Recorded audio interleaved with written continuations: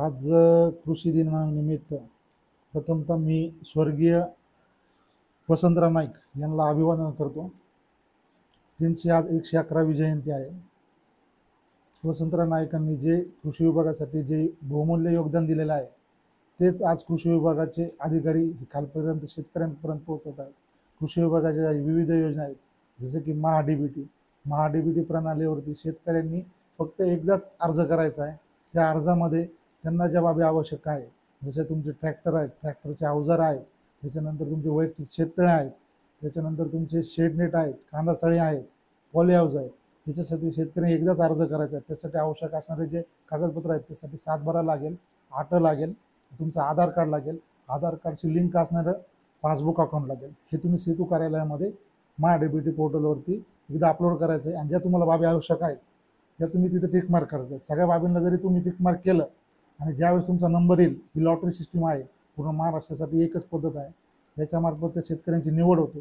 निवड झाल्याच्या नंतर त्या शेतकऱ्याला जर ती बाब आवश्यक असेल तर तो शेतकऱ्याला तो मेसेज जाईल की तुमची निवड झालेली आहे महा-डी-बी-टी अंतर्गत. त्याच्यानंतर आमचा कृषी सहाय्यक त्यांना संपर्क साधतो. जर त्या शेतकऱ्याला आवश्यक असेल तर त्याची आवश्यक असणारे कागदपत्र त्या शेतकऱ्यांच्या साईटवरती अपलोड करायचे. त्याच्यानंतर आमची पूर्व सहमती मिळाल्याच्यानंतर त्यांनी ती बाब खरेदी करायची आहे. आणि त्याच्यानंतर इतर आवश्यक कागदपत्र सबमिट झाल्याच्यानंतर मोका तपासणी वगैरे आहे ते सबमिट झाल्याच्यानंतर शेतकऱ्याच्या खात्यात डायरेक्ट अनुदान वर्ग होते. ही महा-डी-बी-टी प्रणाली आहे. त्याच्यानंतर जे आपले कृषी विभागामार्फत इतर योजना आहेत, जसे की महात्मा गांधी फळबाग रोहे योजना, MRGS, याच्या अंतर्गत आपण शेतकऱ्यांना जे फळपीक आहे याच्यासाठी अनुदान देतो. तसेच आपले भाऊसाहेब फुंडकर ही एक योजना आहे, याच्यासाठी पण आपण अनुदान देतो. MRGS ही योजना आहे ज्यांच्याकडं 2.5 हेक्टरपेक्षा कमी क्षेत्र आहे यांच्यासाठी ही योजना आहे. भाऊसाहेब फुंडकर ज्यांच्याकडं 2.5 हेक्टरपेक्षा जास्त क्षेत्र आहे यांच्यासाठी ती भाऊसाहेब फुंडकर योजना आहे.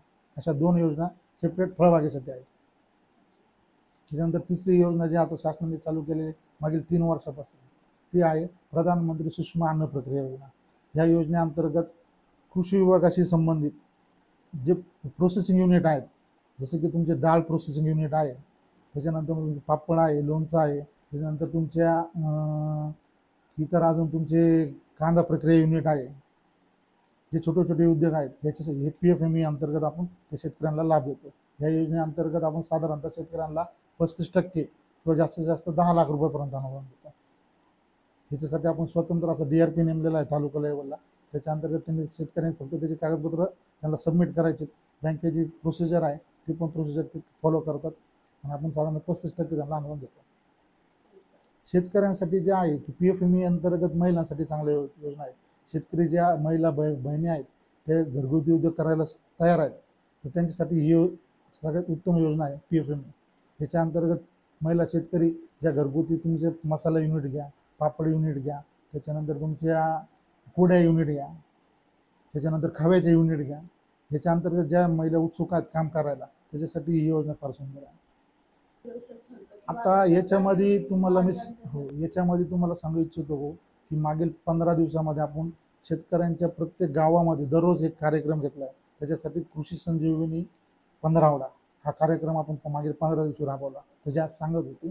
तर याच्या अंतर्गत आपण प्रत्येक गावामध्ये प्रत्येक आपल्या कृषीशी संबंध, जसं तुमचं शेतकऱ्याच्या आता पेरण्या सुरू होत्या मागच्या 15 दिवसापूर्वी, तत्पूर्वी आपण त्यांना बीज प्रक्रिया, त्याच्यानंतर बियाण्याची उगम क्षमता, त्याच्यानंतर पेरणी करण्याची विविध पद्धती, समजा तुमची BBFवरती आपण पेरणी करा, त्याच्यामुळे तुमचं पाण्याची बचत होईल, पिकामध्ये उत्पादन जास्त होईल.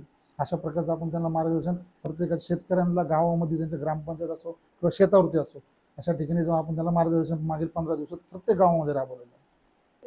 तसा टोल फ्री नंबर नाही आहे म्हणजे कृषी विभागाचा दिली, तर त्याच्यामध्ये तुम्हाला आमच्या कृषी सहाय्यकांचा प्रत्येक ग्रामपंचायतमध्ये त्यांचा भेटीचा वाढ ठरलेला आहे.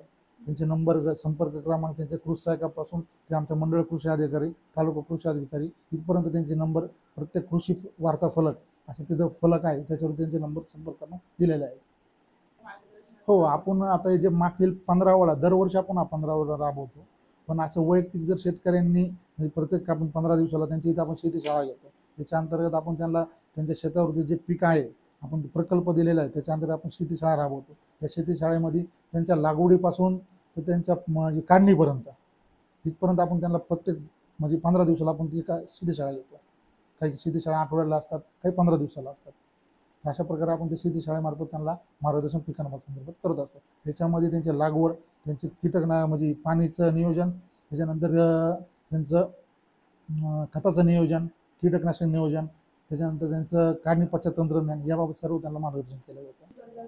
नाही, याच्या व्याजाच्या संदर्भात हे संबंधित बँकेचं जे व्याजदर रेट ठरलेला असतो त्याप्रमाणेच ते आकारलं जातं आणि संबंधित बँकेमार्फत सबसिडी. हो, आपण याच्या सर्व योजना ज्या आहेत, समजा PF म्हणा, हे बँकेची लिंक संबंधित सबसिडी आहे.